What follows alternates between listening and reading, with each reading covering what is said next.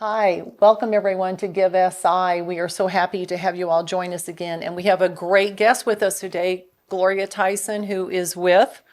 The Saline County CEO program. Tell us all about it. Okay.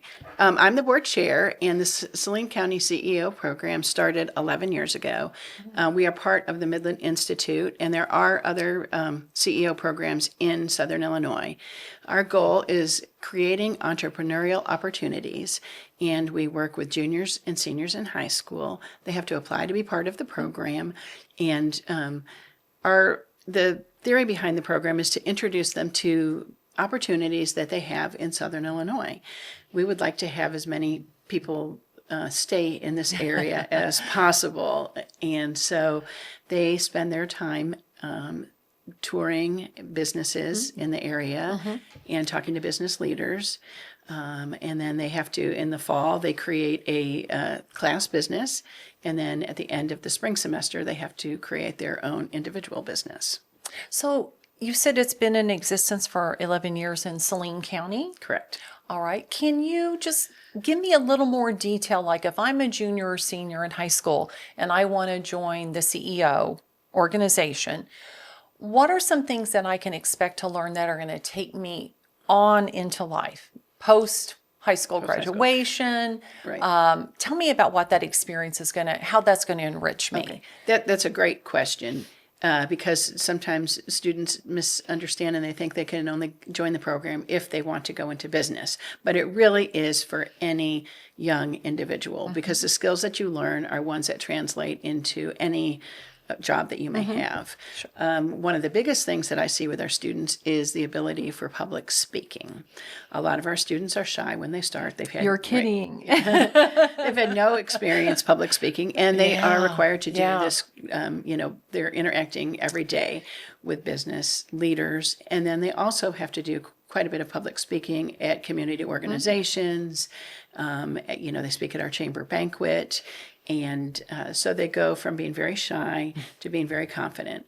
And we do a survey at the beginning of the year and the end of the year. And that is one of the things that many of them say was one of the biggest things they learned is public speaking.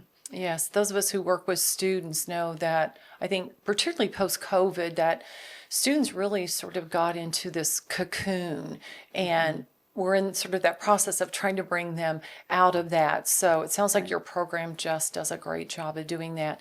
Tell me about, like, when you're out in the businesses, I think sometimes our students don't realize how much is going on in our community, that there are businesses they don't know about, enterprises they're unaware of. Like, what do you hear them say about that experience? They're generally shocked about how many businesses there are in our community.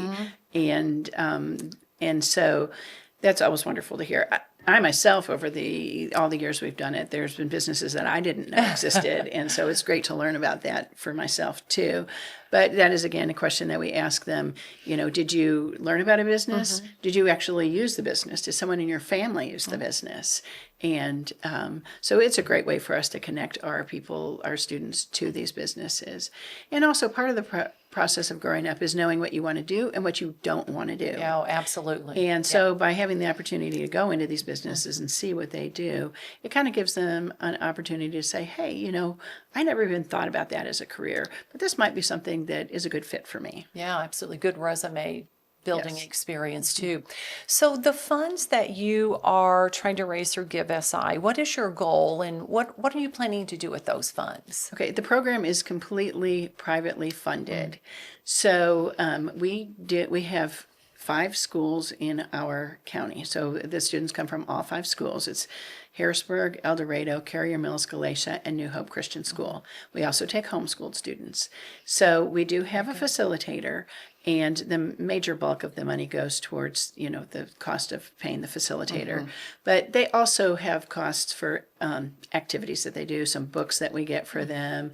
They do join, sometimes they come to Marion or other places and get together with other CEO groups. So the cost of their travel over here and that type of thing. We operate on a kind of a shoestring budget, so year to I've year. never heard that in the nonprofit I know. world. I'm sure you're shocked. Never heard that. Right. So year to year we have to raise that money to keep the class going. Yeah. So and I appreciate when people say, say, they're using the funds for a facilitator or whatever that word is, because social services is about the human service capital that people drive that business, that industry, and without them, we can't provide the service. So, Lori, any last words? I'm involved in a lot of different activities and such, but this one really touches my heart because it's so transformational for me to see those students going from the beginning of the year and gaining that self-confidence and that ability to connect with people.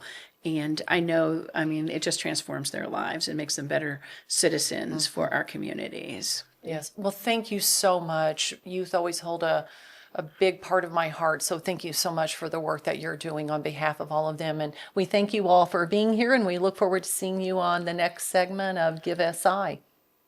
Give SI is made possible by Oasis. We More Better. Video services provided by Men Voice.